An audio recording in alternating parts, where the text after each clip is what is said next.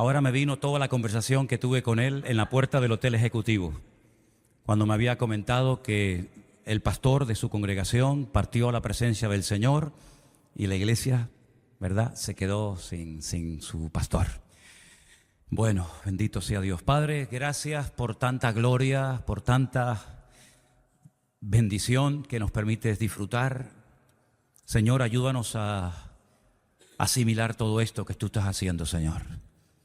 Y danos de tu gracia y de tu fortaleza y sobre todo mucha sabiduría para saber coordinar tantas cosas que tú estás haciendo que, como siempre, nos dejan sorprendidos, gratamente sorprendidos. Porque esa obra que tú has comenzado, Señor, nada ni nadie la va a detener, sino más bien todo lo contrario.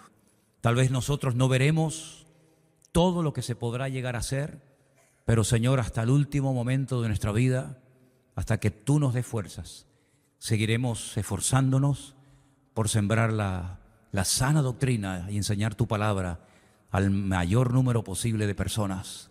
Y gracias, Señor, porque sé que llegará el momento que podremos ministrar a millones de personas y tú nos darás la gracia para poder hacerlo. En el nombre bendito de Jesús. Amén. Y amén. Bendito sea Dios. Hermanos queridos, hay pasajes en la Biblia, historias en la Biblia, que para el que no tiene bien puesta su confianza y su fe en el Señor, pueden llegar a resultar muy chocantes. Y más en estos tiempos en los que vivimos, donde todo el mundo quiere tener derechos y todo el mundo piensa que, en fin, que todo está bien y que no pasa nada, la vida que llevemos de anarquía, de desorden.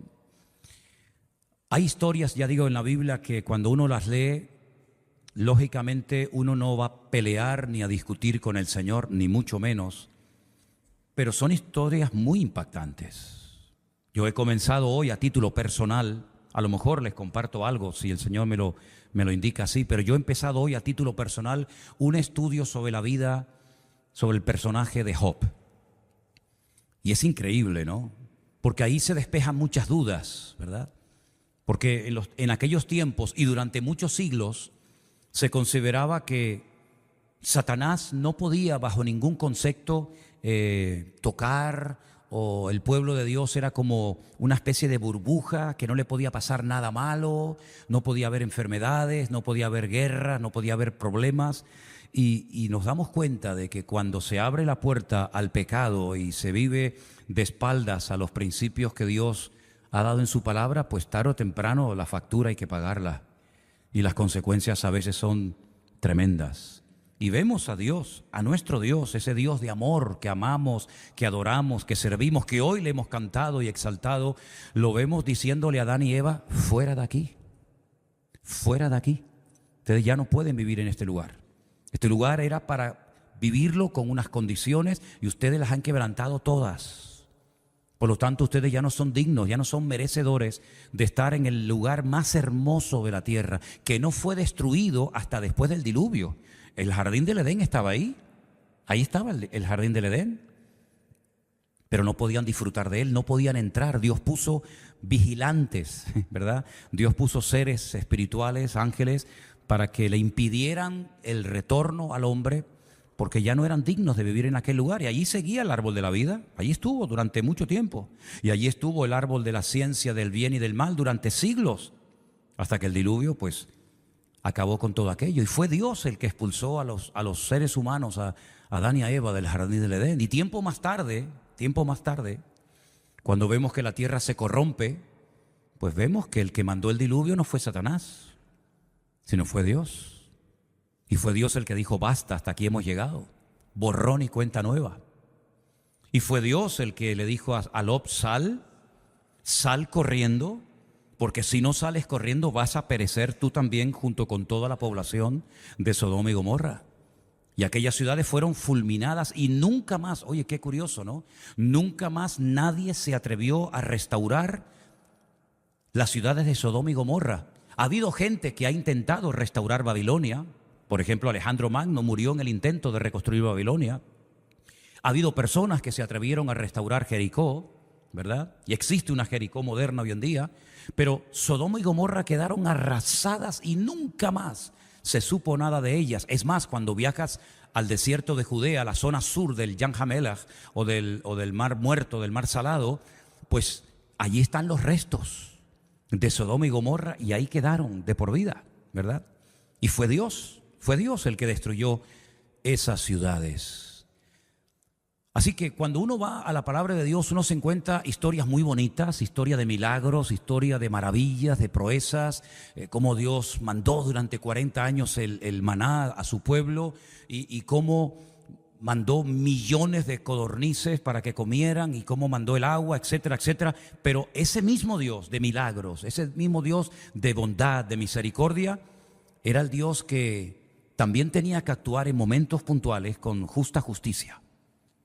Porque la justicia de Dios es real y los juicios de Dios son verdad. Y vamos a leer en esta tarde una historia de dos hermanos carnales, hijos del mismo padre, que murieron el mismo día.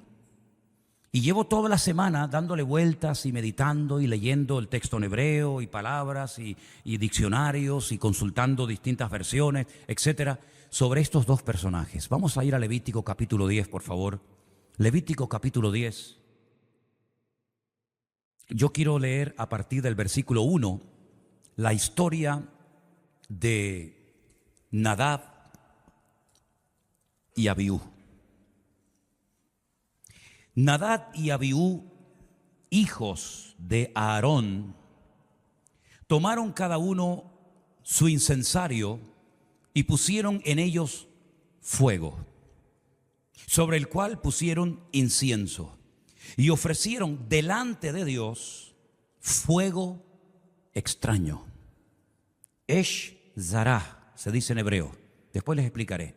Esh Zarah, que él nunca les mandó. Vayan prestando atención a cada uno de los detalles y la información que nos va dando el texto. Él nunca les mandó hacer aquello. Salió fuego de delante de Dios y los quemó.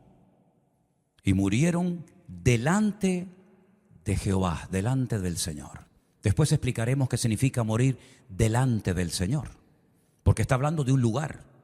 ¿Ve? Entonces dijo Moisés a Aarón: esto es lo que habló el Señor, diciendo: en los que a mí se acercan me santificaré, y en presencia de todo el pueblo seré glorificado. Y Aarón calló, no dijo absolutamente nada, quedó mudo. Llamó Moisés a Misael y a Elzafán, hijos de Uziel, tío de Aarón, y les dijo: acercaos y sacad a vuestros hermanos de delante del santuario fuera del campamento. Ellos se acercaron y los sacaron con sus túnicas fuera del campamento, como dijo Moisés. Y ahora escuchen bien, verso 6. Entonces Moisés le dijo a Aarón y a Eleazar e Itamar, sus hijos. Eran 4 hermanos, 2 han muerto, Nadab y Abiú, quedan con vida Eleazar e Itamar. No descubráis vuestras cabezas, ni rasguéis vuestros vestidos en señal de duelo, para que no muráis, ni se levante la ira sobre la congregación. Pero vuestros hermanos, toda la casa de Israel, sí lamentarán por el incendio que el Señor ha hecho. Ni saldréis a la puerta del tabernáculo de reunión, porque moriréis, por cuanto el aceite de la unción del Señor está sobre vosotros. Y ellos hicieron conforme al dicho de Moisés. Y Jehová habló a Aarón diciendo, ahora presten atención porque ahora parece que no guarda ninguna relación lo que ahora les va a decir Moisés con lo que ha sucedido, pero sí guarda mucha relación, ya lo veréis. Tú y tus hijos contigo no beberéis vino ni sidra, cuando entréis en el tabernáculo de reunión, para que no muráis. Estatuto perpetuo será para vuestras generaciones, para poder discernir entre lo santo y lo profano, entre lo inmundo y lo limpio, y para enseñar a los hijos de Israel todos los estatutos que el Señor les ha dicho por medio de Moisés. Después, si quieren, podemos leer un poco más, pero esta es la historia de la cual yo siento que debo hablarles en esta tarde. La historia de Nadab y Abiú, que dice literalmente la Escritura que presentaron fuego extraño al Señor. Entonces hay que averiguar, hay que investigar qué es eso de fuego extraño, en qué consiste, a qué se refiere la Biblia cuando dice que estos jóvenes, Nadab y Abiú, hijos de Aarón, sobrinos de Moisés, se acercaron y delante de Dios ofrecieron fuego extraño. Bueno, en primer lugar, tengo que decirles que ustedes pueden observar, según lo que hemos leído, que nadie les mandó hacer eso. Ya empezamos mal. Nadie les dijo, vayan al tabernáculo y sobre un incensario pongan incienso y preséntense delante del Señor. Primeramente, nadie les dijo eso. No hagas nunca nada que no te pidan que hagas. Esto es una ley del reino que funciona siempre, sí o sí. ¿Se acuerdan ustedes aquel mensaje hace años que yo titulé "No te metas donde no te llaman"? ¿Te acuerdas? No se acuerda, pero yo sí me acuerdo. Y ahí está. Tenemos más de 2.200 con 34 mensajes almacenados en nuestro canal de YouTube. 2.234 con este mensaje. Búscalo. No te metas donde no te llaman. ¿Por qué algunos cristianos tienen la tendencia de hacer cosas aparentemente buenas, bíblicas y correctas sin que Dios te lo haya dicho? Sin respaldo ninguno, sino por tu cuenta y riesgo, como yo digo, como caballo desbocado. Voy a hacer esto, voy a hacer aquello. Bien, ¿te ha dicho el Señor? ¿Te ha confirmado el Señor? ¿Quién te respalda? ¿Quién te avala? ¿Por qué haces esto? Primer error de Nadab y Abiú: actuar por su propia cuenta. El fuego se tenía que tomar del altar que estaba fuera a la puerta del tabernáculo. Y ellos no tomaron fuego de ese altar donde se quemaban los sacrificios, sino que tomaron fuego de otra parte, vete tú a saber de dónde, pero no del altar. Y de otra parte cogieron brasas, las pusieron en aquellos incensarios y se atrevieron a irse delante de la presencia del Señor. Ahora, ¿qué es en el Antiguo Testamento? ¿Qué significa la expresión delante de la presencia del Señor? Porque hoy aquí todos los presentes estamos delante de la presencia del Señor, ¿sí o no? Hoy. Pero es que en aquella época no era así. En aquella época había solamente un lugar en todo el planeta Tierra que se llamaba estar delante de la presencia del Señor. Y era en lo que se llama el Kadosh Kadoshim, el lugar santísimo. Detrás de aquel velo al que solamente podía entrar un hombre una vez al año.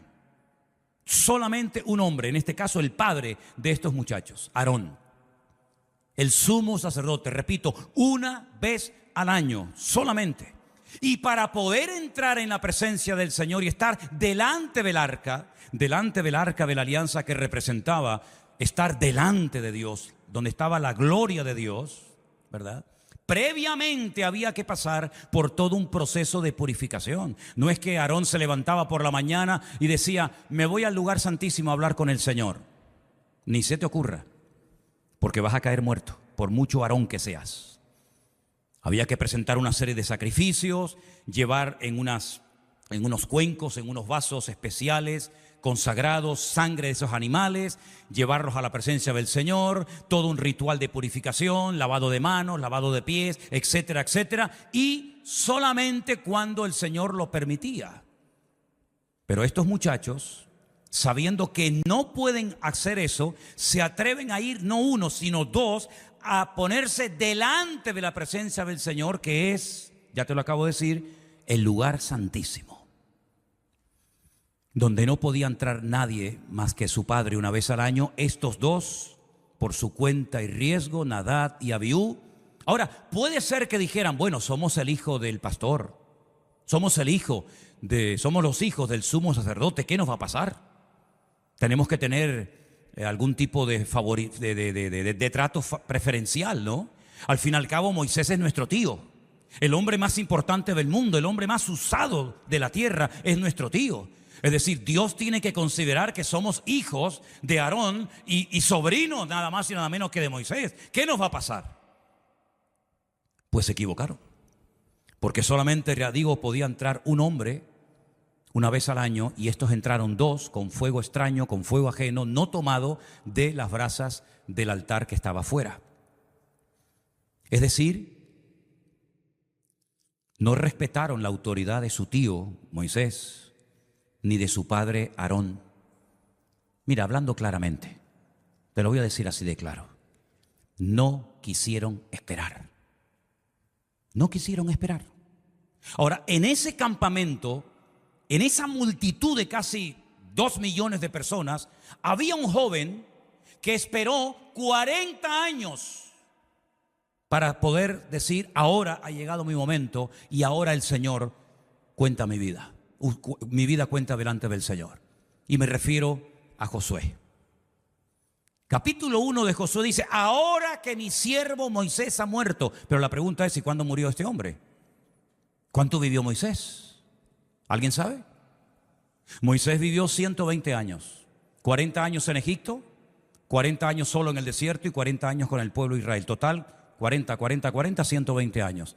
Ahora que mi siervo Moisés ha muerto, levántate, pasa el Jordán y lleva a mi pueblo a Canaán. Ahora que mi siervo Moisés ha muerto. Mientras Moisés estaba con vida, aunque era un anciano, aunque tenía 120 años y todo el mundo sabía, incluido Josué, que él no va a entrar en la tierra prometida, Josué se mantuvo fiel, esperando, preparándose, y cuando Moisés muere, él entiende que ahora ha llegado su momento.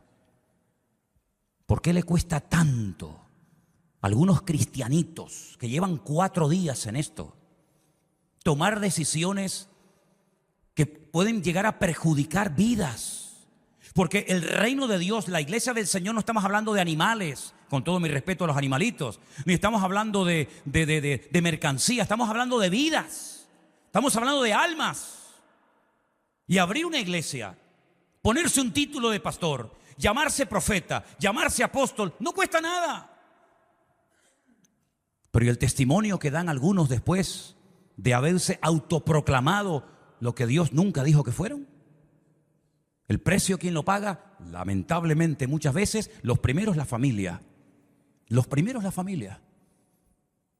Y en segundo lugar, por supuesto, las almas ingenuas que se pusieron bajo esas personas que ni siquiera, en algunos casos, probablemente ni habían entendido el ABC del Evangelio. Y estos dos muchachos, bajo los efectos del alcohol, se jugaron la vida y terminaron perdiéndola. Es la primera vez que el Señor le prohíbe a los sacerdotes consumir algún tipo de bebida alcohólica a la hora de entrar al lugar santo o al tabernáculo. No les está prohibiendo beber vino, no se les está prohibiendo beber sidra, ni mucho menos, pero sí, cuando van a ministrar, no pueden consumir, no pueden estar bajo los efectos del alcohol, para que sepan en todo momento discernir, como dice aquí, lo santo de lo profano, lo inmundo de lo limpio. En otras palabras, aquí hay un ejemplo de una falta de respeto y de sometimiento a la autoridad que les costó la vida a estos muchachos. Y Dios, por muy sobrinos que fueran de Moisés y por muy hijos que fueran de Aarón, Dios actuó pues como Él siempre actúa, con justicia imparcial. Porque la justicia de Dios es imparcial. A Él le da lo mismo el apellido que tengas. A Él le da lo mismo si tu padre fue un gran hombre de Dios, un gran apóstol y un gran fundador de la obra de Dios. Como tú quieras vivir de la gloria de tu padre o de tu apellido o de tus títulos o de tu experiencia en la vida, amigo, apañado vas, porque Dios no mira ni le impresionan esas cosas. A Dios le da lo mismo si eres hijo, sobrino, nieto o primo de fulanito o de menganito. Él lo que ve es tu corazón. Y el corazón de estos muchachos, en él había afán de protagonismo. Nosotros, aquí, Moisés no pasa nada, ella está muy mayor, está muy viejo. Ya no se entera mucho de las cosas. Mi padre ya sabes cómo es. Total, el otro día metió la pata permitiéndole al pueblo hacer un becerro de oro, pero ahora viene un nuevo liderazgo, ahora viene la juventud, ahora viene savia nueva, ahora se van a enterar ustedes lo que es un buen liderazgo, ¿sí? Pues dice la Biblia que entraron al lugar santísimo, una temeridad terrible, y salieron, como se suele decir vulgarmente, con los pies por delante. Ahora, lo que ocurrió fue muy curioso, porque dice que salió un fuego de Dios. Salió un fuego de delante de Dios. Es decir, de la misma arca salió fuego, los consumió, pero no por fuera, sino por dentro. Sus cuerpos quedaron intactos y sus túnicas, sus ropas no se quemaron, no se chamuscaron, gracias, sino que quedaron intactas. Prueba de ello que a los primos de estos dos, Misael y Elzafán, le dice Moisés: entren y sáquenlos. Y dice que los sacaron sus cuerpos y lo sacaron con sus túnicas. Es decir, era una demostración de que no habían muerto de una forma normal, sino aquello era algo sobrenatural. Y efectivamente ya lo creo que era. Era tan sobrenatural como que el mismo Dios tomó cartas en el asunto y quedó bien claro que Dios no va a permitirle a nada ni a nadie que haga lo que le dé la gana en la casa de Dios. ¿Cuántos dicen amén?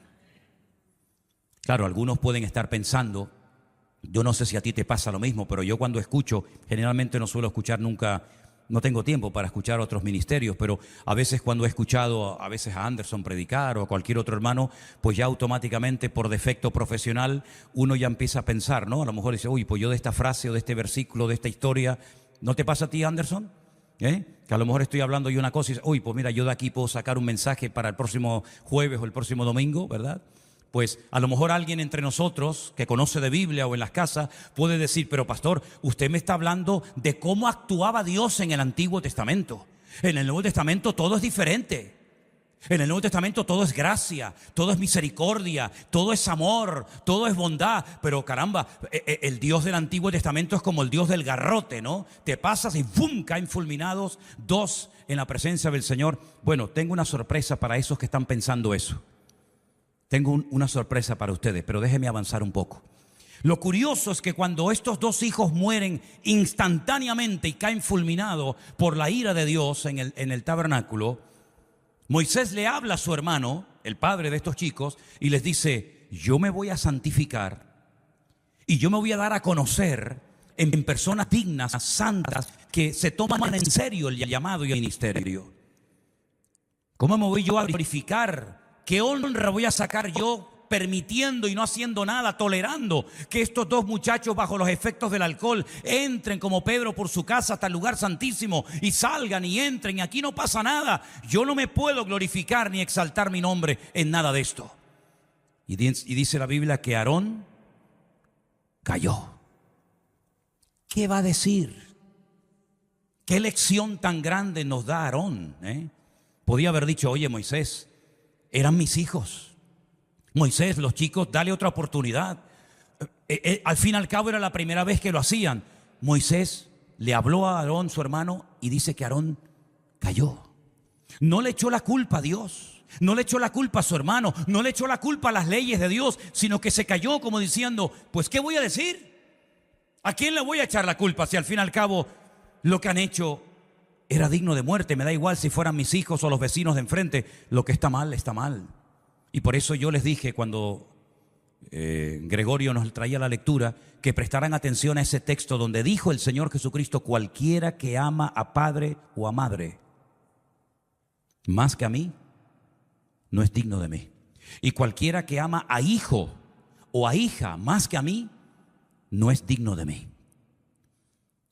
A veces he oído madres que dicen, ay, yo a mis hijos los adoro. A veces en televisión se ha oído esa expresión. Yo me imagino que ustedes no la usan, ¿no? Porque dice la Biblia, al Señor tu Dios adorarás y a Él solo servirás. Pero a veces yo he escuchado a madres que dicen, no, yo a mis hijos, mis hijos son intocables. Yo a mis hijos los adoro. Pues menudo problema tienes. Has convertido a tus hijos en tus ídolos. Tus hijos son tus ídolos. Y he conocido, y me ha pasado a mí como pastor, llamarle la atención a una persona y toda la familia coger y marcharse de la iglesia porque le llamé la atención a la niña. Y entonces, como le llamé la atención a la niña, el padre, la madre, el primo, el sobrino, el tío, el cuñado, el perro, el gato, todos se marcharon porque el pastor le habló duramente a la niña.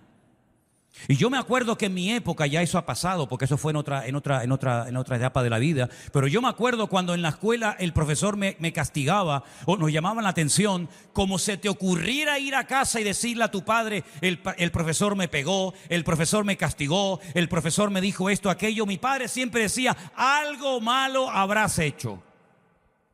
Así que déjate de ir de víctima. Déjate de decir que el profesor la tiene tomada contigo, ¿verdad? Algo malo habrás hecho.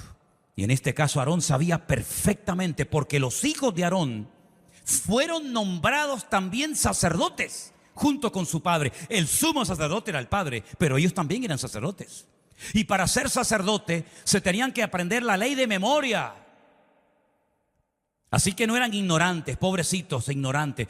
Incluso aunque fueran ignorantes, el desconocimiento de la ley no te exime de la obligación de la misma.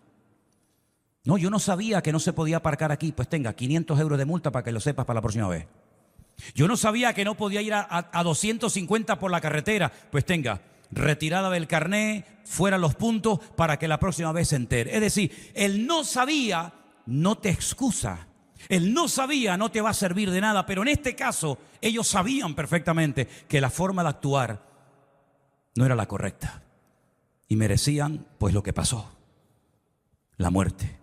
Porque la paga del pecado, ¿cuál es? La muerte.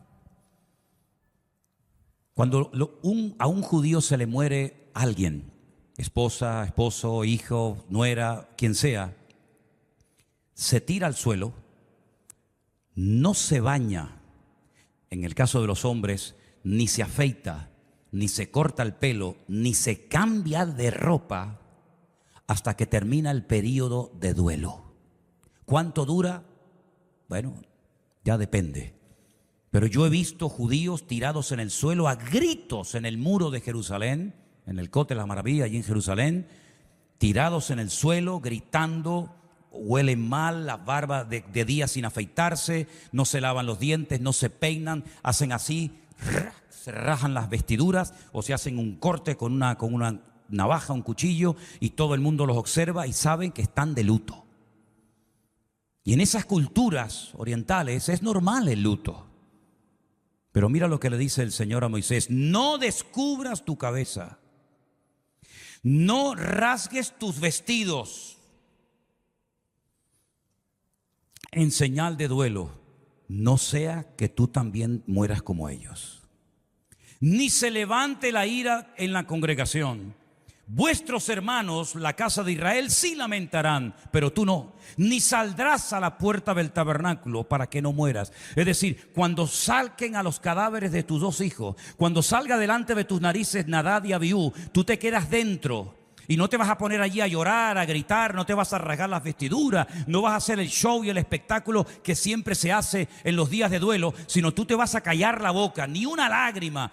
Vas a saber controlar tus emociones, vas a saber poner tus sentimientos, vas a reprimir tus emociones y te vas a quedar ahí quieto sin moverte y no vas a llorar. Que llore la casa de Israel, pero tú no. Porque si tú lloras, si tú expresas dolor, si tú expresas rabia o ira, no vas a ser un buen ejemplo al país. No vas a ser un buen ejemplo a las tribus. Por lo tanto, tienen que saber que aunque eran tus hijos, el dolor te lo comes y lo llevas por dentro. Pero ni siquiera se te ocurra salir a la puerta del tabernáculo, no sea que tú también mueras y toda la congregación sea afectada. Y uno dice, no vea, ¿no? Pero pastor, esto es en el Antiguo Testamento. Tengo una sorpresa para los que están pensando en eso. Ya vamos, no se preocupen. Reprimir el dolor con paciencia obediente. Miren qué frase, hermanos.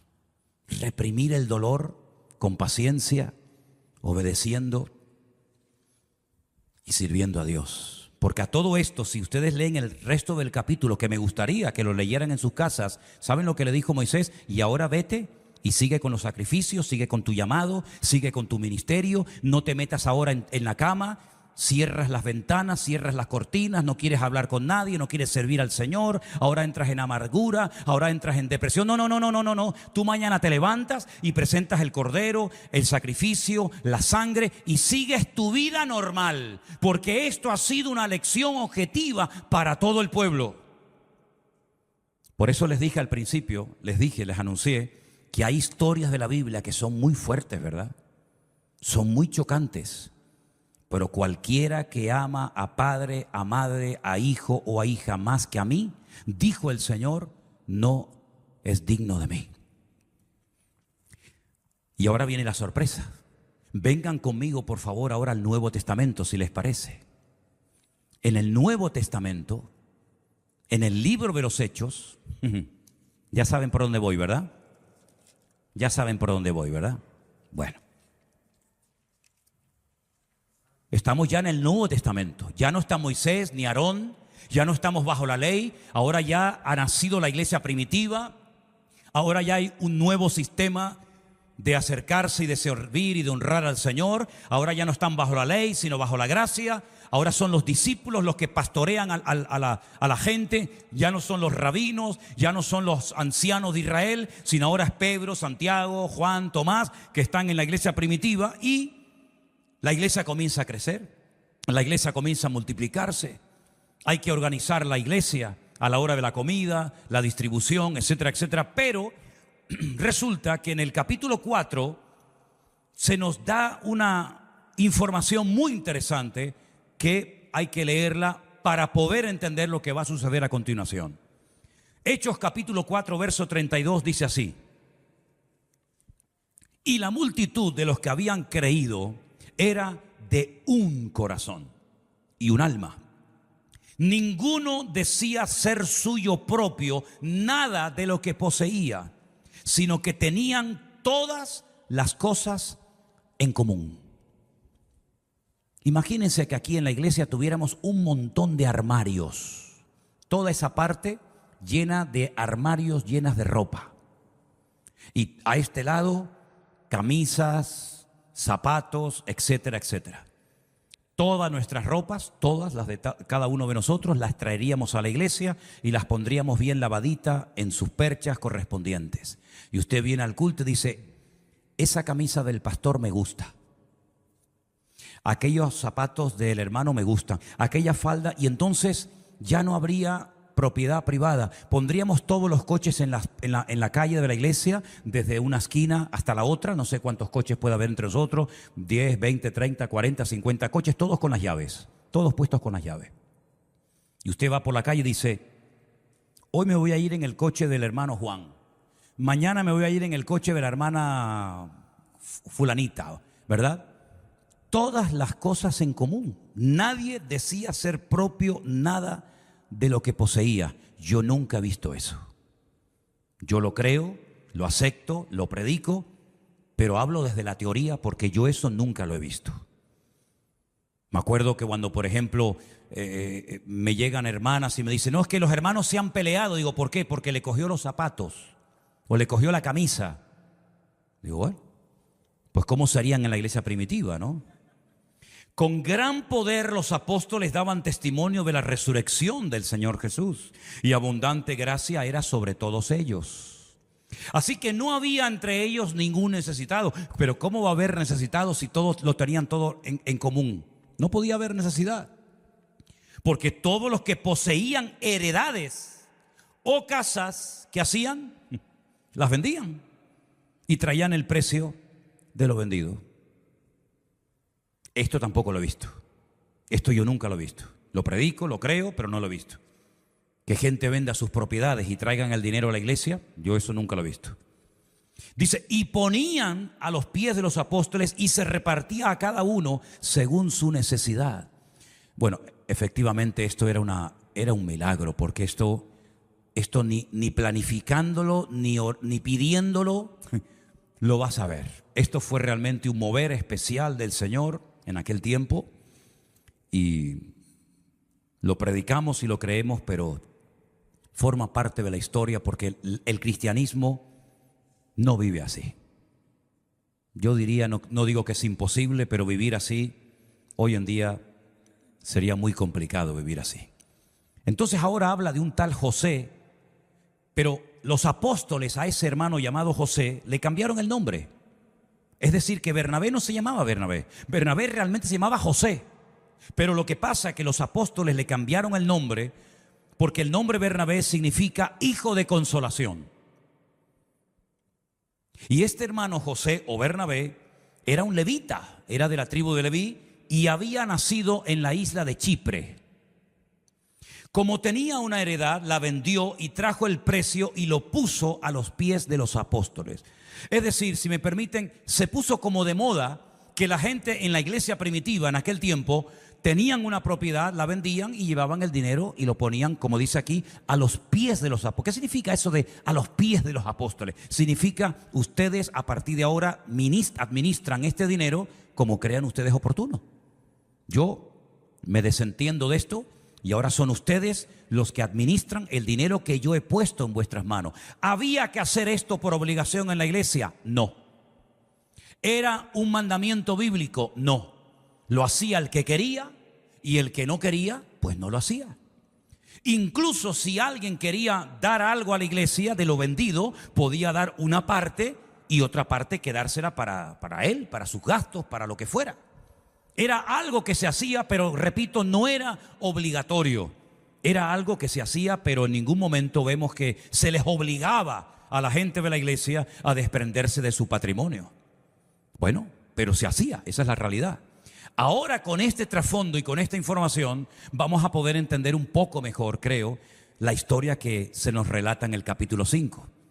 Dice que había un hombre llamado Ananías, su mujer se llamaba Zafira, y vendieron una propiedad. Bueno, hemos visto que muchos vendían las propiedades, pero espérate, hay una diferencia entre los versículos anteriores y esta historia. Sustrajo del precio, escucha, sustrajo del precio, sabiéndolo también su mujer, y trayendo solo una parte, la puso a los pies de los apóstoles. ¿Qué es lo que pretendía Ananías y Zafira? Aparentar, dar una imagen de dadivosos, de generosos, diciendo que lo estaban poniendo todo como había hecho Bernabé y otros hermanos a los pies de los apóstoles, pero era mentira.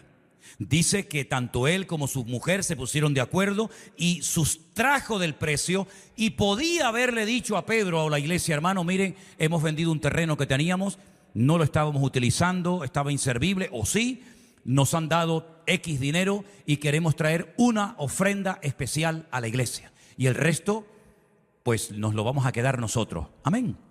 No hay ningún problema. Pero esa no era la idea. La idea era dar la impresión de que estaban dando todo a la iglesia. ¿Me explico? Entonces Pedro le dijo a Ananías: ¿por qué llenó Satanás tu corazón? Para que... Es una mala traducción, evidentemente, ¿no? No es una traducción muy buena que digamos. Para que mintieses, no se le puede mentir al Espíritu Santo. El Espíritu Santo lo sabe todo. Para que intentes, sería en todo caso, mentirle al Espíritu Santo y sustrajeses del precio de la heredad. Reteniéndola, miren el argumento de Pedro, lo que les acabo de explicar. Reteniéndola, no se te quedaba a ti, y vendida no estaba en tu poder. ¿Por qué pusiste esto en tu corazón? No has mentido a los hombres, sino a Dios. Otra traducción no muy correcta que digamos. Has intentado engañar a Dios. Has intentado engañar a Dios en el sentido de que la iglesia es la esposa de Cristo y tú has tratado de venir a la iglesia a dar una imagen incorrecta. Y entonces, ¿qué ocurre? Al oír a Ananías estas palabras, cayó y expiró. Y vino un gran temor sobre todos los que lo oyeron, como para no asustarse. Como para no asustarse. Imagínate que hoy tuviéramos que sacar a un hermano con los pies por delante del culto. Estamos aquí en pleno culto y de repente, bueno, me acuerdo una vez, yo no sé cuántos estaban ese día, pero yo me acuerdo en esta iglesia cuando yo un día estaba hablando de Eutico, aquel muchacho que se quedó dormido en una ventana mientras Pablo predicaba y no terminaba nunca. Dice que ya no daba más el pobre, se cayó y se mató. Y cuando dije esa palabra, un hermano enorme, que me acuerdo quién era y cómo se llamaba, se le partió la silla y se cayó al suelo. Y la iglesia se asustó. Y yo le dije, hermano, comprueben que no se ha muerto, porque si cayó y se murió, yo no les aseguro que lo resucite, Yo no soy Pablo, así que cuidado. Pero no, gracias al Señor el hermano se levantó. Y de ahí vino la idea de poner 2 sillas. ¿Se acuerdan aquella idea que teníamos de poner 2 sillas blancas una dentro de la otra? Porque hay algunos hermanos que estaban muy bendecidos y entonces teníamos que cuidar que la bendición no trajera un disgusto a la obra. Así que no era por otra cosa, sino era para cuidar un poco la integridad física de los hermanos. Cayó muerto y vino temor a la iglesia. Ahora que no nos escucha nadie, ni nos ve nadie, ¿se imaginan ustedes que murieran hoy en día en los cultos gente por querer aparentar en la iglesia? Aquí no pasa esto, no, aquí nuestro nivel espiritual es una cosa fuera de serie, ¿no? Con esto de la iglesia virtual estamos en un nivel, pero ¿se imaginan ustedes que viniera un hermano aparentando de ser espiritual y es un demonio, o una hermana o un joven, ¿se imaginan que cayeran muertos? Sería tremendo. ¿Qué pensarían los vecinos? Yo me acuerdo una vez cuando era un joven pastor en la isla de La Gomera. En La Gomera todo se sabe. Es la isla del chismorreo. Todo el mundo habla de todo el mundo.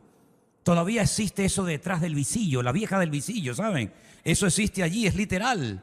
Y me acuerdo que un día, después del culto, ya terminó el culto, ya nos estábamos despidiendo y la iglesia había comprado una furgoneta para llevar a los hermanos que vivían lejos. Y había un matrimonio muy mayor que vivían en una parte un poquito distanciada de la villa, de La Gomera, de la ciudad. Y les dije, hermanos, esperen un momentito mientras yo me despido de los hermanos, yo les llevo ahora. Y mientras estaba hablando con los hermanos, oímos ¡bum!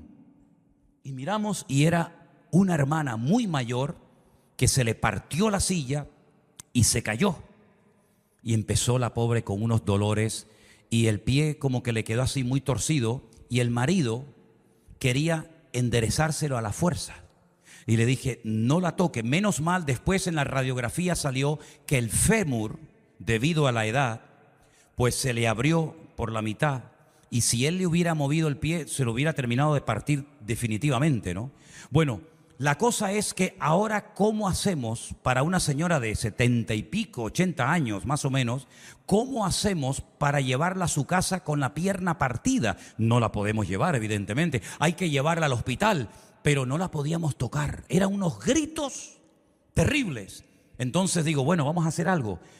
Vamos a quitar una puerta de la iglesia, le metemos la puerta por debajo y la levantamos. Bueno, fue más fácil arrancar la puerta de la iglesia que subir a la hermana encima de la puerta. Era imposible, aquello era terrible. Entonces, unos opinaban una cosa, otros opinaban otra, que hay que orar, que no hay que orar, que el diablo, yo digo, mira, hermano, cállense ya, me tienen loco ya. Esperen un momento. Miren, hermanos, seamos honestos. Llamemos a la ambulancia, que para eso está. Estoy hablando de La Gomera, no estoy hablando de Manhattan, ni de Ciudad de México. Estoy hablando de La Gomera, donde todo el mundo se conoce, donde sabes cuántas veces va al baño doña María, donde sabes todo. Y yo llamé al hospital y dije, soy el pastor de la iglesia evangélica de San Sebastián de La Gomera, de la calle Ruiz de Padrón.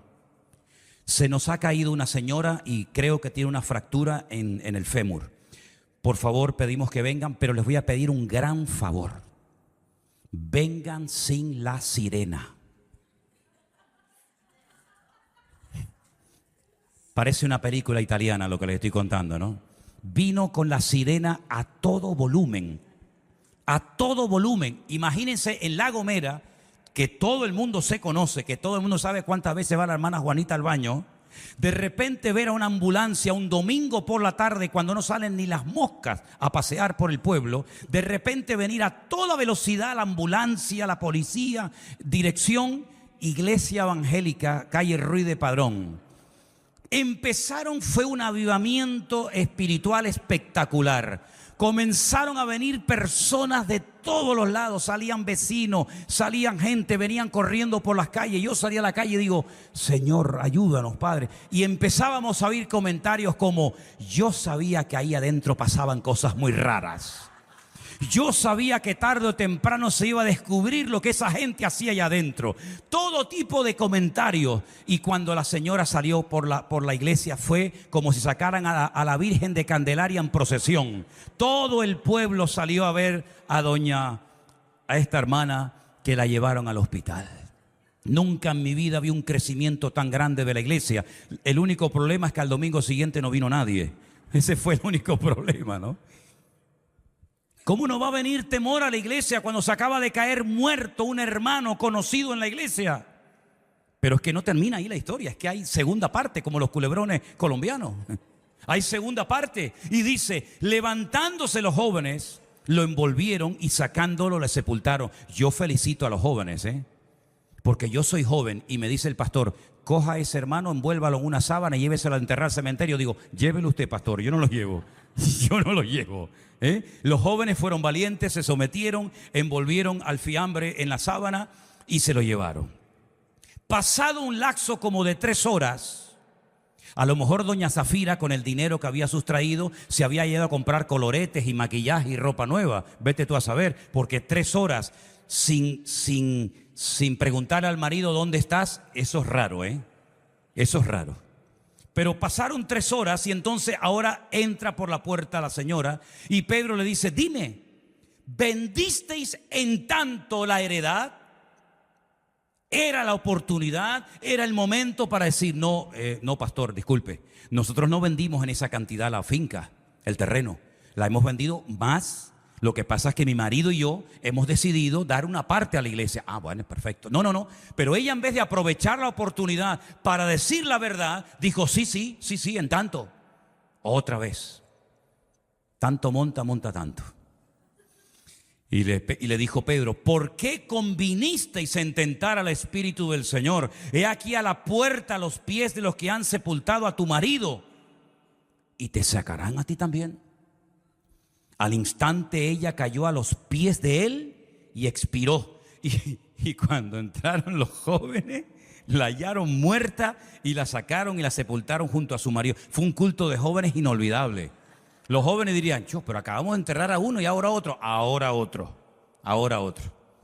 Y vino gran temor. Antes dice que vino temor, ahora dice que viene gran temor a toda la iglesia y a todos los que oyeron estas cosas. Esta historia, ¿dónde está, hermano? En el libro de los Hechos. Y el libro de los Hechos, ¿dónde está, hermano? En el Nuevo Testamento. Y la historia de Nadab y Abiú en el Antiguo Testamento. Entonces nos damos cuenta que el Dios del Antiguo es exactamente el mismo Dios del Nuevo.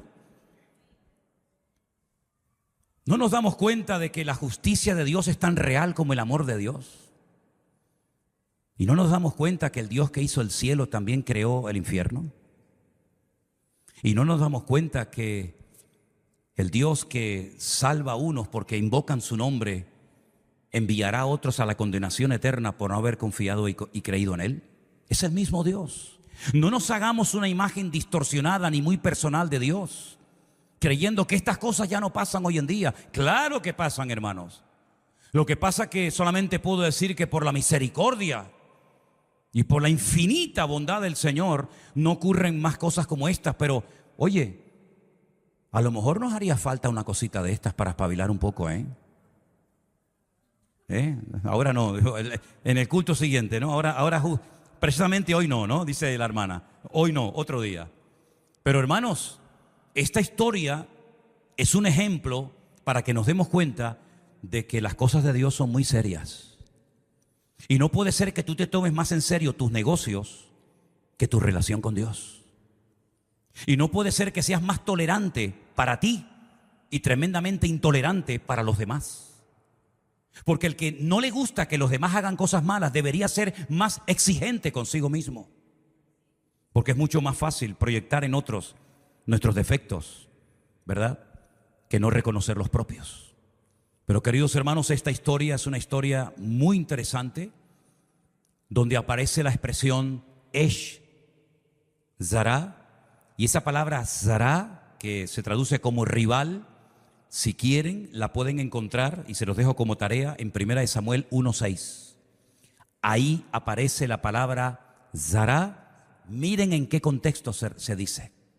Algo que no está bien, algo que no agrada a Dios, algo que lo único que trae son problemas y quebraderos de cabeza. En este caso era fuego extraño, fuego que no agrada a Dios. Miren, hermanos, no todo fuego y no todo ruido que se produce en las iglesias agrada al corazón de Dios. Hay iglesias que tienen mucho ruido.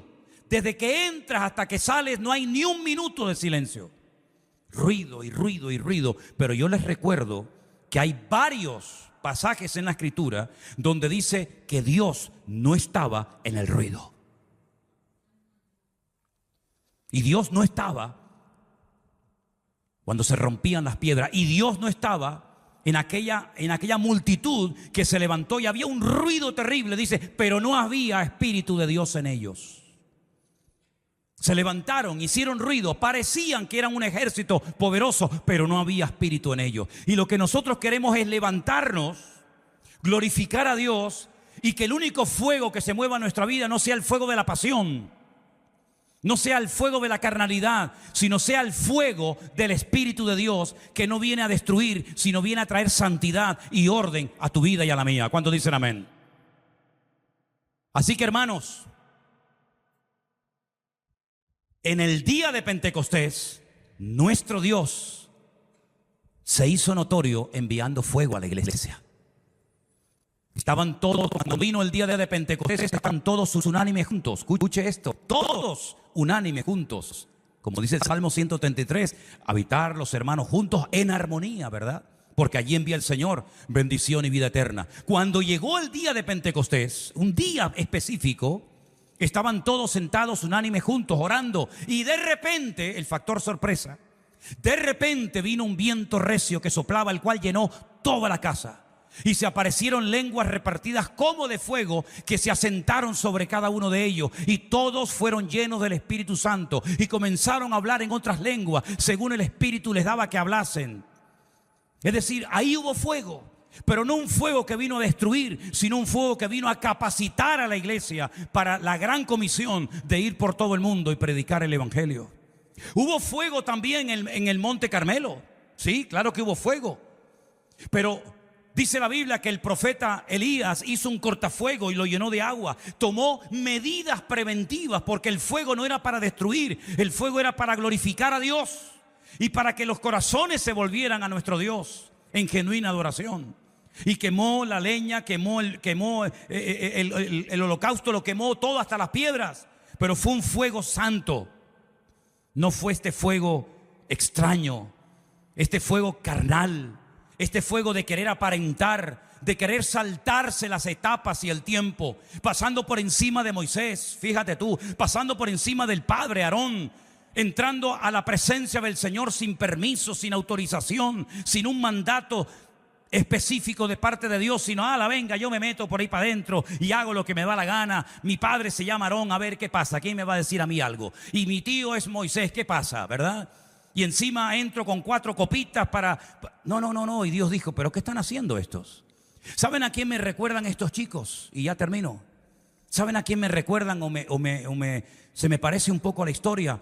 A otros chicos que también su padre era un sacerdote, pero un sacerdote sin autoridad, un sacerdote vacío de Dios, que le decían, oye, tus hijos están fornicando en la puerta del tabernáculo, y se acuestan con mujeres, esto es un escándalo. Y le roban a la gente las ofrendas y les obligan. No, me tienen que dar esto. Porque había unas partes de los animales que a ellos les correspondía, pero ellos querían más y más, ¿verdad? Es como este espíritu de avaricia, de más y más y más, ¿verdad? Y el padre lo sabía. pero no les hacía nada, no les llamaba la atención. Y dice que los dos murieron en el mismo día. Y me estoy refiriendo a Ofni y Fines, hijos del sacerdote Elí. Y estoy pensando en los hijos de Samuel, que el Señor dice en su palabra que los hizo jueces. Él los hizo jueces, no Dios. Él los nombró jueces, como para darles un cargo, ¿no? Vamos a darle un cargo a la hermana para que se anime. No, no, no. Como está animada y como está consagrada, te vamos a usar. No es que te vamos a usar para ver si te anima, para ver si dejas de vivir en desorden. No, no, es al revés, querido. Al que está en orden, al que está alineado, al que quiere obedecer al Señor, a ese es al que Dios llama. Pero entonces Samuel dijo, bueno, vamos a darle un cargo a los muchachos para que se entretengan, vamos a darle una oportunidad. Es que la casa de Dios no es un laboratorio donde se hacen experimentos. Ese orden que Dios ha establecido en su palabra, esos requisitos que Dios ha pedido, son inspirados por el Espíritu Santo, no dados al mucho vino, hospedador, ¿verdad? Apto para enseñar, sobrio, que tenga a sus hijos sometidos, etcétera, etcétera. Esos cargos o esos, digamos, requisitos han sido inspirados por el Espíritu Santo. Y entonces Samuel los nombra y fueron un desastre. Y los ancianos vinieron y le dijeron, oye, yo no sé lo que va a pasar, pero tus hijos son un desastre, el testimonio es terrible. Serán hijos del gran Samuel, pero de Samuel no tienen nada. Así que nómbranos a un rey. Y fíjense lo que pasó. El mal testimonio de aquellos supuestos jueces llevó al pueblo a la ruina, a tomar una pésima decisión, adelantándose en el tiempo, nombrando a un rey que fue un juguete roto y que fue un desastre y que llevó al país a la ruina moral, espiritual y económica. Y estoy hablando de Saúl. Así que, queridos hermanos, a todos y a cada uno de nosotros nos corresponde vigilar nuestro testimonio. Porque hoy estamos aquí todos en este lugar y escuchando la palabra de Dios y cada uno en su hogar. Pero y mañana cuando vayas a tu puesto de trabajo, ¿qué ejemplo, qué testimonio vas a dar? No sé a lo que te dedicas, pero si te dedicas a la venta, no engañes. Si está roto, dilo. Si está roto, dilo. No digas, no, no, está bien, funciona bien. Tú sabes que está mal. Tú sabes que se le va a romper. No lo digas. No lo engañes. Mire, no se lo puedo vender. ¿Por qué? Porque está mal, está roto. Pero díselo. Porque tal vez lo puedes engañar a él, pero a Dios no. Porque la Biblia dice que Dios no puede ser burlado. Así que ser cristiano es mucho más que venir aquí a cantar 4 cancioncitas, a dar una ofrendita y cada uno para su casa. No, eso. Ser cristiano es cuando salimos por esa puerta. Recuerda que mis ojos no pueden estar en todas partes, lógicamente, ni lo pretendo. Pero siempre hay un ojo que nos ve y unos oídos que nos oyen. Y son los ojos y los oídos de nuestro Dios. Y estoy hablando metafóricamente, ¿verdad? Pero recuerda que el temor de Dios es el principio de la sabiduría. No creas que porque lleves muchos años aquí dentro ya puedes hacer lo que te dé la gana. No te confundas, ¿eh? No caigas en el compadreo. El respeto a las cosas del Señor, el respeto al pastor, el respeto a la palabra, el respeto al lugar, es muy importante. El temor de Dios es el principio de la sabiduría y ese temor de Dios nos lleva al otro texto de Proverbios que dice que el principio de la sabiduría es aborrecer el pecado, aborrecer el mal. Y estos chicos no tenían ningún respeto a Dios, ni a sus padres, ni a nadie. Y por eso hicieron lo que hicieron y terminaron como terminaron. Hermanos queridos, ahí queda la palabra, que cada uno se examine y que cada uno se haga las correspondientes preguntas para que sepamos si estamos actuando decentemente y con orden o qué es lo que nos mueve, qué es lo que nos impulsa a hacer lo que hacemos y a decir lo que decimos. Cierra tus ojos y oramos al Señor en esta tarde. Aleluya. Gracias, Señor Jesús. Queremos en esta tarde, buen Dios, darte gracias por tu palabra viva, eficaz, cortante como una espada. Gracias, Señor, porque tú siempre hablas a través de ella. Tu palabra nos descubre, tu palabra nos confronta y al mismo tiempo nos motiva a buscar la santidad de nuestras vidas. Señor, guarda nuestros corazones, guarda nuestras vidas de todo peligro, de todo mal, pero sobre todo de tomar decisiones en la carne.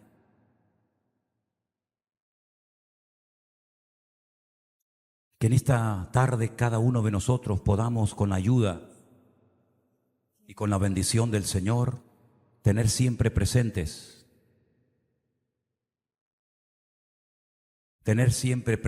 que ante quien tenemos que rendir cuentas es ante nuestro Dios. A algunos les resulta más fácil cambiarse de iglesia que cambiar de actitud, porque el cambiar de iglesia no cuesta nada, pero el cambiar de corazón conlleva valentía, conlleva obediencia. Así que a los que optan o piensan o deciden y creen que cambiándose de iglesia se resuelve el problema, te confundes y te equivocas. Puede ser que el problema se acreciente, se agrave, porque puedes llegar a un sitio donde nadie te conoce, pero Dios te sigue conociendo y te sigue observando. Por lo tanto, mis queridos hermanos, aquí no se trata de cambiar solamente por fuera, sino de cambiar por dentro. Porque fue por dentro que las vidas de Nadab y Abiú se consumieron.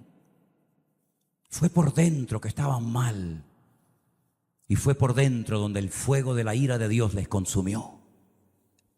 Y hoy tiene que ser una tarde en la que tú y yo decidamos cómo vamos a comportarnos a partir de hoy delante del Señor.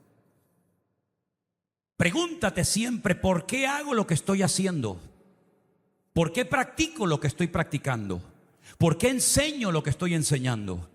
¿Por qué vivo como vivo? ¿Agrada mi vida a Dios? ¿Hay temor de Dios en mí?